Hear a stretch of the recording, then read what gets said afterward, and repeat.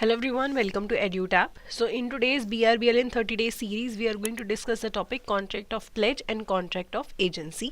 So पहले contract of pledge की बात करते हैं. So contract of pledge की जो definition है वो इंडियन कॉन्ट्रैक्ट एक्ट 1872 में दी गई है. जब आप बेलमेंट करते हो किसी भी गुड्स की एज अ सिक्योरिटी कोई डेट लेने के लिए, तो उसे प्लेज बोला जाता है. मान लो मुझे बैंक से लोन लेना है, तो बैंक मुझे लोन दे, उसके बदले में मुझे कोई चीज़ बैंक के पास गिरवी रखनी पड़ेगी. तो ये जो कॉन्ट्रैक्ट क्रिएट होता है कॉन्ट्रैक्ट ऑफ प्लेज होता है. तो जिसने चीज़ गिरवी रखी है वो पॉनर है, और जिसके पास चीज़ को गिरवी रखा गया है वो पॉनी उसे बोला जाता है. सो अगर एक हमें प्लेज क्रिएट करनी है तो कॉन्ट्रैक्ट एक वैलिड प्लेज तभी क्रिएट होगी जब एक प्रॉपर कॉन्ट्रैक्ट होता है कि आपने कोई चीज़ गिरवी रखी, ठीक है, और उसके बदले में आपको लोन मिल गया. और जो डिलीवरी होती है सामान की, अगर मुझे बैंक के पास कोई चीज़ गिरवी रखनी है तो मैं वो चीज़ या तो एक्चुअली डिलीवर करूं या फिर कंस्ट्रक्टिवली डिलीवर करूं. एक्चुअली डिलीवर करने में क्या है कि मुझे अपने गहने गिरवी रखने, मैंने अपने गहने बैंक को दे दिए एक्चुअली. कंस्ट्रक्टिव डिलीवरी में ऐसा है कि रादर देन कि मैं कोई सामान बैंक को दूं, मैं उस सामान के कागज़ दे दूं बैंक को, गोडाउन की चाबी दे दूं बैंक को जहाँ पे सामान पड़ा है, तो भी प्लेज क्रिएट हो जाती है. और जो पॉनी है, यानी कि हम बैंक को अगर इसमें लेके चले पॉनी हमेशा, तो पॉनी का सिर्फ एक स्पेशल प्रॉपर्टी क्रिएट होता है, स्पेशल राइट क्रिएट होता है. जनरल जो प्रॉपर्टी है वो ओनर के पास ही रहती है. अगर मैंने अपने गहने बैंक के पास रखे हैं गिरवी, तो देखो जनरली तो वो मेरे ही है, मेरी ही ओनरशिप है. बैंक का सिर्फ एक स्पेशल इंटरेस्ट क्रिएट हो जाएगा अगर मैं लोन ना चुकाऊं, तब बैंक को मतलब है. अगर मैंने लोन चुका दिया तो बैंक जो मेरे गहने हैं मुझे वापस दे देगा. ठीक है, तो मान लो मैंने डिफॉल्ट कर दिया. If the पॉनर makes default, pony के पास राइट है कि वो मेरे अगेंस्ट, बैंक मेरे अगेंस्ट केस कर सकता है वो पैसा वसूलने के लिए, और तब तक मेरे गहने मुझे वापस नहीं मिलेंगे जब तक मैं पैसे ना लौटा दूं. और अगर मैं नोटिस देने के बाद भी, बैंक ने मुझे नोटिस भेज दिया कि मैम पैसे वापस कर दो नहीं तो आपके गहने हम बेच देंगे अपना पैसा वसूलने के लिए, तब भी नहीं मैंने अगर पैसा वापस किया बैंक का, तो बैंक फिर मेरे गहने बेच के पैसा वसूल लेगा. ठीक है, अब मान लो कि मैंने लोन ले रखा था 10 लाख का, और गहने बेच के बैंक सिर्फ 9 लाख ही वसूल पाया, तो बाकी के 1 लाख के लिए I will still be liable. अगर ऐसा हो जाता है कि लोन 10 लाख का था, गहने 11 लाख में बिके, तो जो एक्स्ट्रा अमाउंट है वो मुझे वापस मिल जाएगा. ठीक है, और प्लेज एक टाइप की बेलमेंट होती है. बेलमेंट में हम क्या करते होते हैं, कोई चीज़ किसी को देते हैं एक स्पेसिफिक पर्पस के लिए, वो पर्पस खत्म होने के बाद वो चीज़ हमारे पास वापस आ जाती है. जब आप लोन के लिए कोई चीज़ किसी को देते हो कि ये रखो, तुम मेरा गहने गिरवी रखवा लो और फिर मुझे पैसे दे दो, तो ये भी एक तरीके की बेलमेंट ही तो है कि मैं अपना सामान किसी को किसी स्पेसिफिक पर्पस के लिए दे रही हूँ. लेकिन जब आप लोन के लिए बेलमेंट करते हो ना, तो उसे फिर प्लेज बोला जाता है. ठीक है, the pony while he is in possession of the goods steps into shoes of the owner for the purpose of legal remedy. अब देखो मैंने अपने गहने बैंक को दे दिए, ठीक है, अब उसकी पोजेशन में गहने चले गए. अगर उन गहनों को कोई नुकसान पहुंचाने की कोशिश करता है, उन गहनों को कोई चोरी करने की कोशिश करता है, तो जो लीगल राइट्स मेरे पास हैं as a owner of the jewellery, वही राइट्स जो है वो बैंक को भी मिल जाएंगे. कोई चोरी करने की कोशिश करता है, डैमेज करने की कोशिश करता है, तो ओनर भी केस कर सकता है, और जो बैंक है वो भी केस कर सकता है सामने वाली पार्टी के, तुमने हमारी प्रॉपर्टी को हार्म करने की कोशिश करी है. Okay, any damages awarded will be divided between the owner and the bailey based on their losses. ठीक है, और बाद में मान लो कोई गहनों को नुकसान पहुंचाने की कोशिश करता है, हम केस करते हैं, तो जो भी डैमेजेस मिलेंगे वो मेरे और बैंक के बीच में डिवाइड हो सकते हैं, क्योंकि बैंक का भी एक स्पेशल इंटरेस्ट है इस प्रॉपर्टी के अंदर. ठीक है, ओके. अब देखो, मैं जब तक लोन नहीं चुकाती हूँ तब तक गहने बैंक के पास ही पड़े रहेंगे, तब तक गहने बैंक के पास ही पड़े रहेंगे. जब मैंने पैसा चुका दिया, मेरे गहने मुझे वापस मिल जाएंगे. ओके, अब हो सकता है कि बैंक ने उन गहनों को संभाल के रखने के लिए कोई एक्स्ट्रा ऑर्डिनरी खर्चा किया. मैंने बोला मैं ये एक्स्ट्रा ऑर्डिनरी खर्चा नहीं दूंगी, मैंने लोन चुका दिया, मेरा पैसा मुझे वापस दो. तो एक्स्ट्रा ऑर्डिनरी खर्चे के लिए बैंक मेरा ज्वेलरी अपने पास नहीं रख सकती. उस पैसे को वसूलने के लिए जो एक्स्ट्रा ऑर्डिनरी खर्चा हुआ है बैंक का, उसके लिए कोर्ट जाके मेरे पे केस कर सकती, लेकिन मेरा सामान अपने पास नहीं रख सकती, जो ये प्रिजर्वेशन का खर्चा हुआ है एक्स्ट्रा ऑर्डिनरी. ठीक है, उसके बाद प्लेज विदाउट एक्चुअल पोजेशन. कई बार प्लेज क्रिएट हो जाती है जब एक्चुअली जो सामान की कस्टडी है वो कस्टमर के पास ही रहती है, फिर भी प्लेज क्रिएट हो सकती है। मान एक ना कस्टमर आदमी था, उसके पास एक सिनेमा प्रोजेक्टर था, उसको गिरवी रख के वो बैंक से लोन लेना चाहता है। अब देखो सिनेमा प्रोजेक्टर बैंक अपने पास ही रखता है, बैंक बोलता है ठीक है तुम थिएटर में ही लगाए रखो प्रोजेक्टर को, हम प्लेज क्रिएट कर लेते हैं और लोन हम तुम्हें दे देते हैं। उस आदमी ने क्या किया, एक तो प्लेज क्रिएट कर दी उस पर, ठीक है, और बाद में उस इक्विपमेंट को बेच भी दिया आगे बैंक को बिना पूछे, बैंक को बिना बताए। तो यहाँ पे बैंक ने बोला था कि that the sale was subject to the bank's priority charge as the pledge. तो बैंक को ये बोला गया था कोर्ट के द्वारा कि ये जो प्रोजेक्टर है ये तुम्हारी प्लेज इस पर क्रिएटेड थी, वैलिड प्लेज क्रिएटेड थी, तो इस पर अभी भी पहला जो राइट है वो तुम्हारा ही लगेगा, तुम्हारा जो चार्ज है प्लेजी के तौर पे तुम्हारा जो हक है इस पे पहले रहेगा, चाहे इसकी उसने सेल कर दी तब भी, ठीक है, चाहे without actual possession pledge create की गई थी तो भी बैंक का ही इसमें हक रहेगा पहला, ना कि उस कस्टमर का या जिसको सेल किया गया है। ओके, कई बार कैसा होता है कि प्लेज बाय द प्लेजी, मैंने बैंक के पास कोई चीज़ गिरवी रखी और बैंक ने आगे उस चीज़ को कहीं गिरवी रख दिया, इसने इसको दी गाड़ी प्लेज के लिए, इसने इसको पैसे दे दिए, ओके, अब इसने फर्दर आगे प्लेज कर दिया किसी को वही गाड़ी, आगे फर्दर प्लेज कर दी, ये पॉसिबल है? तो यस, ये बिल्कुल पॉसिबल है, ठीक है। मैंने अपनी गाड़ी आपको दी, आपने मुझे अपनी गाड़ी के बदले मैंने आपको 15-20 दिन के लिए अपनी गाड़ी दी कि मुझे महीने के लिए दे दी कि मुझे लोन चाहिए, आपने बोला ठीक है गाड़ी रख जाओ पैसे ले जाओ, ठीक है, आपने मेरी गाड़ी रख दी, मैंने पैसे ले लिए आपसे, आपने अब उस गाड़ी को कहीं आगे फर्दर प्लेज कर दिया, ये अलाउड है, ठीक है। मान लो कल ये पर्सन इसके पास आया कि ये पकड़ो अपने पैसे, मेरी गाड़ी मुझे वापस कर दो, तो ये ऐसे नहीं बोल सकता कि मैंने फर्दर प्लेज करी है, नहीं, उसको गाड़ी लाके उसको वापस देनी ही देनी पड़ेगी वापस, ठीक है। अब मान लो ये इन दोनों के बीच में जो प्लेज का कॉन्ट्रैक्ट क्रिएट हुआ था ये वैलिड नहीं था, तो इन दोनों के बीच में जो प्लेज का कॉन्ट्रैक्ट क्रिएट हुआ है ये भी वैलिड नहीं रहेगा, क्योंकि इसके पास ये गाड़ी क्यों आई है, क्योंकि प्लेज क्रिएट हुआ है। प्लेज ही जब वैलिड नहीं है तो फिर ये आगे गाड़ी भी जो प्लेज करी है इसने वो भी कॉन्ट्रैक्ट वैलिड नहीं रहेगा, ठीक है। चलिए अब बात करते हैं कॉन्ट्रैक्ट ऑफ एजेंसी की। Contract of agency is covered under the Indian contract act 1872। अगर आप किसी पर्सन को हायर करते हो, मैंने आपको हायर किया कि आप मेरे बिहाफ पे काम करोगे, आप एजेंट हो, मैं प्रिंसिपल हूँ, ठीक है, मेरी तरफ से लैंड की डीलिंग करनी है, मेरी तरफ से सामान सेल करना है, आप मुझे रिप्रेजेंट करते हुए काम करोगे, तो आप मेरे एजेंट हो, मैं आपकी प्रिंसिपल हूँ। सो आप कनेक्टिंग लिंक हो थर्ड पार्टीज के साथ मेरा। कोई कॉन्ट्रैक्ट ऑफ एजेंसी का एक्सप्लिसिट डेफिनेशन तो नहीं दिया गया है इंडियन कॉन्ट्रैक्ट एक्ट में, लेकिन इसका मतलब यही है कि जब एक पर्सन को ज़रूरत है कि तुम मेरे बिहाफ पे थर्ड पार्टी के साथ डील कर लो, ठीक है। The contract of agency is created when the right is given to a person. मैं आपको राइट दे रही हूँ कि आप मुझे थर्ड पार्टी के सामने रिप्रेजेंट करो, तो हमारे बीच में कॉन्ट्रैक्ट ऑफ एजेंसी बन जाता है, ठीक है। प्रिंसिपल कॉम्पिटेंट टू कॉन्ट्रैक्ट होना चाहिए, यानी कि प्रिंसिपल मेचोरिटी एज का हो, प्रिंसिपल साउंड माइंड का हो, तो वो मुझे वो एजेंट को हायर कर सकता है। एजेंट भी कॉम्पिटेंट होना चाहिए, मेचोरिटी एज का होना चाहिए, साउंड माइंड का होना चाहिए, वो भी कॉम्पिटेंट टू कॉन्ट्रैक्ट होना चाहिए है। ऑल्दो जो भी वो काम करेगा ना एजेंट, वो प्रिंसिपल के बिहाफ पे कर रहा है, प्रिंसिपल ही उन सब चीज़ों के लिए जिम्मेदार होएगा, तो भी एजेंट का कॉम्पिटेंट टू कॉन्ट्रैक्ट होना ज़रूरी है। इवन कंपनीज जो होती हैं वो भी एजेंट बन सकती हैं, तो सिर्फ एक इंसान एजेंट नहीं बन सकता, आप किसी कंपनी को भी एजेंट बना सकते हो कि मेरे बिहाफ पे तुम मुझे रिप्रेजेंट करते हुए काम करोगे। और नॉर्मल कॉन्ट्रैक्ट्स में जब भी कॉन्ट्रैक्ट क्रिएट होता है तो कंसिडरेशन होना ज़रूरी है, लेकिन कॉन्ट्रैक्ट ऑफ एजेंसी में कंसिडरेशन होना ज़रूरी नहीं है।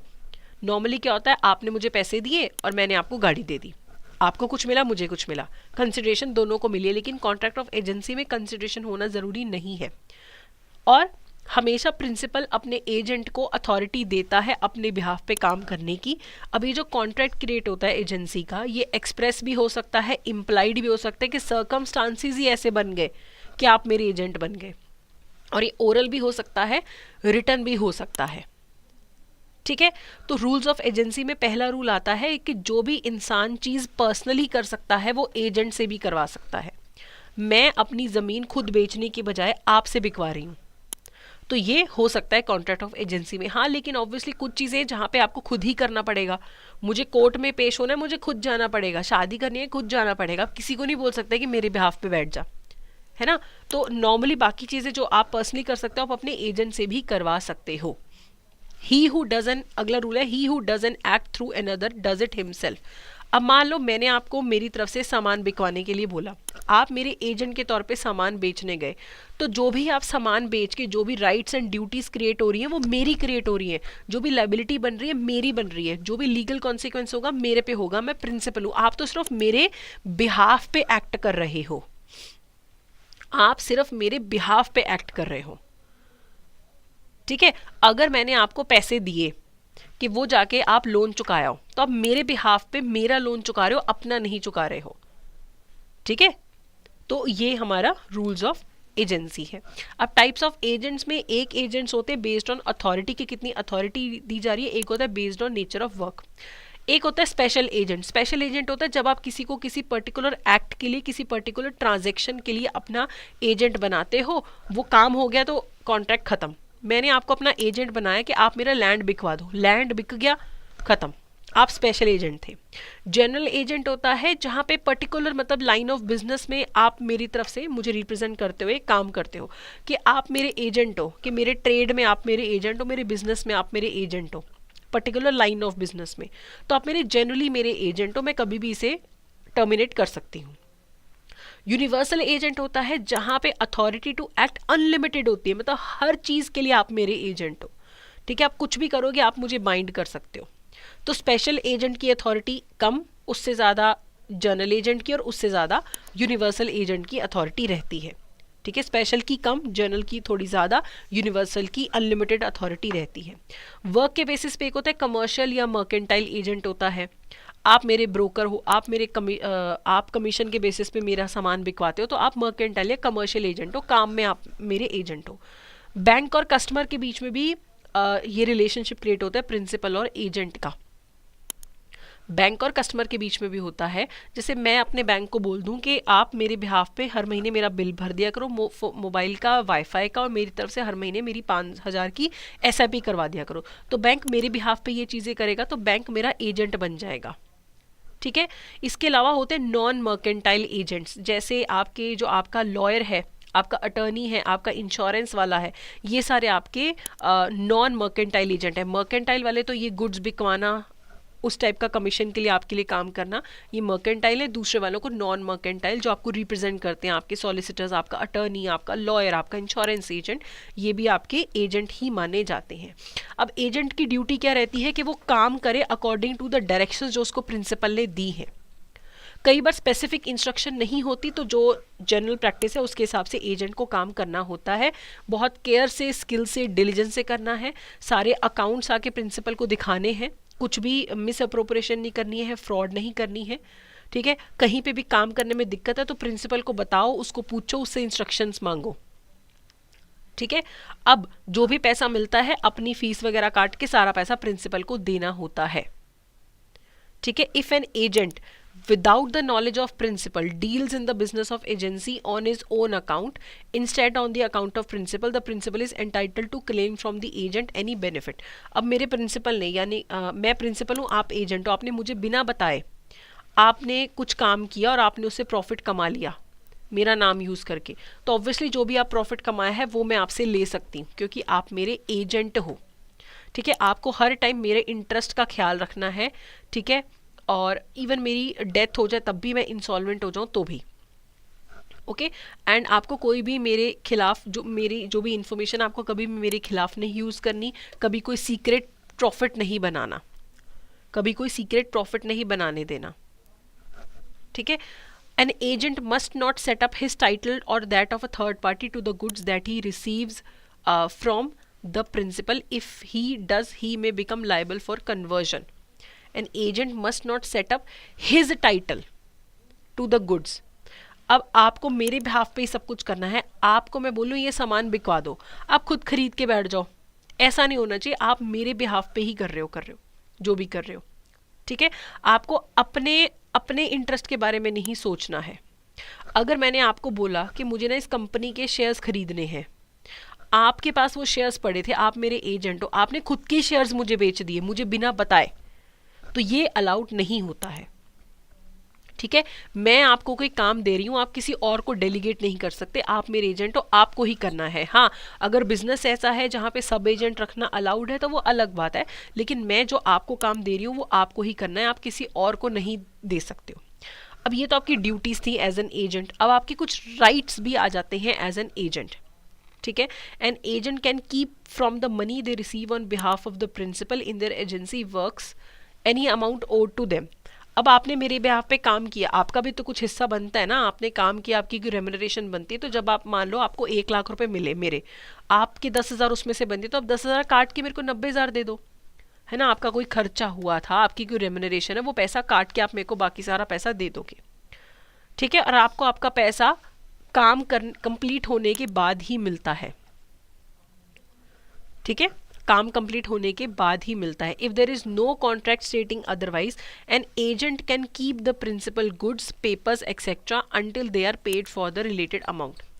आप मेरा सामान तब तक मुझे वापस नहीं देंगे जब तक मैं आपका पैसा आपको वापस ना कर दूं। ठीक है, और एजेंट जो भी काम कर रहा है मेरे बिहाफ पे कर रहा है, तो जो भी लीगल एक्शन होगा मुझ पे होगा। आपकी रक्षा करना, आपको इंडेमनिटी प्रोवाइड करना मेरी रिस्पॉन्सिबिलिटी है। ठीक है, अगर आपको कोई इंजरी होगी मेरे नेग्लेक्ट की वजह से, मेरे लैक ऑफ स्किल की वजह से, तो उसके लिए भी मैं ही जिम्मेदार हूँ। तो मेरी जिम्मेदारी है आपको इंडेमनीफाई करना। जो भी आप अपनी जिम्मेदारियां निभाते हो, काम करते हो, गुड फेथ में करते हो, मेरी जिम्मेदारी है आपको हर सिचुएशन में इंडेमनीफाई करना। ठीक है, तो जो भी प्रिंसिपल के राइट्स हैं वो एजेंट्स की ड्यूटी है, जो भी एजेंट के राइट्स हैं वो प्रिंसिपल की ड्यूटी हो जाती है। ठीक है, चलिए अब इसके रिलेटेड कुछ एमसीक्यूज देख लेते हैं। विक्रम को लोन की जरूरत है and decides to pledge his gold watch to a bank as a security of loan. According to the Indian contract act, pawnor कौन है, पॉनी कौन है? जिसने अपनी चीज गिरवी रखी है वो पॉनर है, और जिसके पास गिरवी रखी गई है वो पॉनी है। तो Vikram is the pawnor and bank is the pawnee, तो बी यहाँ पे करेक्ट आंसर है। अगला, which of the following statements are correct regarding the essential ingredients of a valid pledge. Pledge करने के लिए क्या जरूरी है? There must be a contract in relation to the identified chattel to be delivered to the pledge as a security. कोई चीज identified हो जिसको गिरवी रख के लोन लेना है। The property pledge should be actually और कंस्ट्रक्टिवली डिलीवर। एक्चुअल डिलीवरी कर दो बैंक को या कंस्ट्रक्टिव डिलीवरी कर दो, चलेगा। Pawnee has a general property in the pledge while the special property remains with the पॉनर।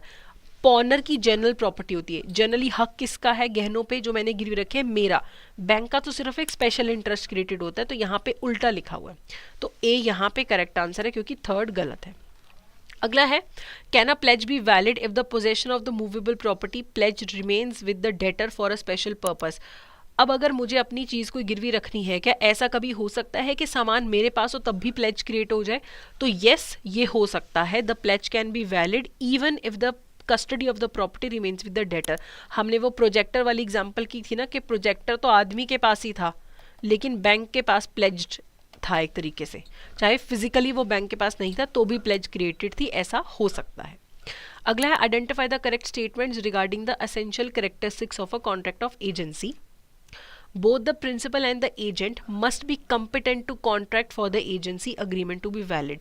तो प्रिंसिपल और एजेंट का दोनों का ही कॉम्पिटेंट होना जरूरी है अगर कॉन्ट्रैक्ट ऑफ एजेंसी क्रिएट करना है। यस, कंसिडरेशन जरूरी है एजेंट को अपॉइंट करने के लिए, तो ऐसा नहीं है। ये हमने देखा था कि कॉन्ट्रैक्ट ऑफ एजेंसी में कंसिडरेशन के बिना भी कॉन्ट्रैक्ट बन जाता है एजेंसी का।